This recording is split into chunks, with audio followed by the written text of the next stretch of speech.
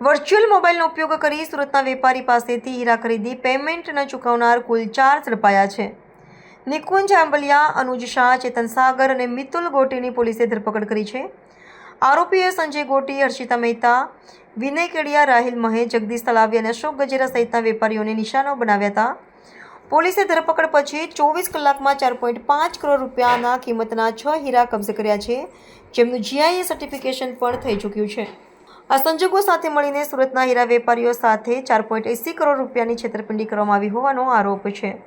આરોપીઓએ રેપનેટ એપ્લિકેશન પર વિવિધ વેપારીઓ દ્વારા મૂકવામાં આવેલા હીરાઓની જાણકારી મેળવી તે પછી તેઓએ વર્ચ્યુઅલ નંબરથી ફોન કરી પોતાનું નામ આર્સન ઇસાકો તરીકે જણાવ્યું હતું અને દુબઈ અને હોંગકોંગના ખરીદદાર તરીકે પોતાનો પરિચય આપ્યો હતો.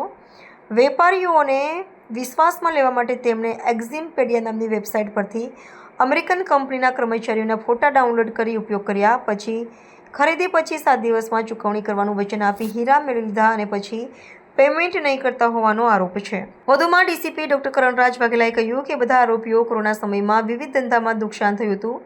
હીરા ઉદ્યોગથી જોડાયેલા લોકોના પરિવારોના દાગીના પણ આ નુકસાનને કારણે ગીરવે મૂકવા પડ્યા હતા. આરોપી અનુજ શાહ અને ચેતન સાગરે અન્ય એક વ્યક્તિ સાથે મળીને આ નુકસાનની ભરપાઈ માટે છેતરપિંડીની યોજના બનાવી હોવાનું સામે આવ્યું છે. વર્ચ્યુઅલ ગેટવે અને વર્ચ્યુઅલ મોબાઈલ નંબરનો ઉપયોગ કરી સુરતના અલગ અલગ હીરાના વેપારીઓ સાથે ચીટિંગ કરનારા જે ગેંગ હતી એના કુલ 4 આરોપીઓની ધરપકડ કરવામાં આવી છે. આ 4 આરોપીમાં નિકુંજ આંબલિયા, મિતુલ ગોટી, અનુજ શાહ અને ચેતન સાગર, આ 4 આરોપીની અત્યાર સુધીમાં ધરપકડ કરવામાં આવી છે. અને આરોપીની પૂછપરછના આધારે એમણે અલગ અલગ 3 થી 4 જેટલા વેપારીઓને બિલ પછીથી આપવાની શરતે એડવાન્સ પૈસા એમની પાસેથી મેળવી લઈ એમને આ ડાયમંડ આપેલા હતા. આ તમામ જે અલગ અલગ વેપારીઓ છે એ વેપારીઓ પાસેથી ટોટલ 6 હીરા અત્યાર સુધીમાં રિકવર કરવામાં આવ્યા છે. આ જે 6 હીરા રિકવર કરવામાં આવ્યા છે એમની અંદાજિત કિંમત 4 કરોડ 5 લાખ જેટલી છે. જે ગુનાઓ દાખલ થયો ત્યારે 7 જેટલા હીરા બાબતે આ ગુનાહિત કાવતરાની અને વિશ્વાસઘાતનો ગુનો દાખલ થયો હતો. એમાંથી 6 હીરાની ટોટલ રિકવરી કરી લેવામાં આવી છે.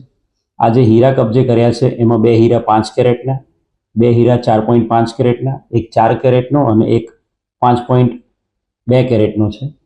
જે હીરા કબજે કર્યા છે એમાંથી એક હીરો અંદાજિત $1 લાખ અમેરિકન ડોલરનો છે અને અન્ય હીરાઓ 50 થી 60 હજાર અમેરિકન ડોલરના. કુલ મળીને 4 કરોડ ઇન્ડિયન રૂપીઝમાં, ઇન્ડિયન કરન્સીમાં 4 કરોડ રૂપિયાના હીરાઓ રિકવર કરવામાં આવ્યા છે. આજે આરોપીની મોડસ ઓપરેન્ડીની જો વાત કરીએ તો આ 4 આરોપી છે એમની સાથેના જે અન્ય સભ્યોએ મળીને સૌથી પહેલાં ઇન્ટરનેટ ડોંગલ માટે ડમી સિમ કાર્ડ ખરીદ્યું હતું અને ત્યારબાદ અલગ અલગ વર્ચ્યુઅલ ગેટવે પરથી અમેરિકન નંબર એસ્ટાબ્લિશ કર્યા હતા, વોટ્સઅપ નંબર, અને એની ઉપર અમેરિકન કંપનીઓના જે ઓનર છે, એમ્પ્લોયી છે એના ડીપી મૂક્યા હતા અને સ્ટેટસમાં અમેરિકન કંપનીનું નામ મૂક્યા હતા.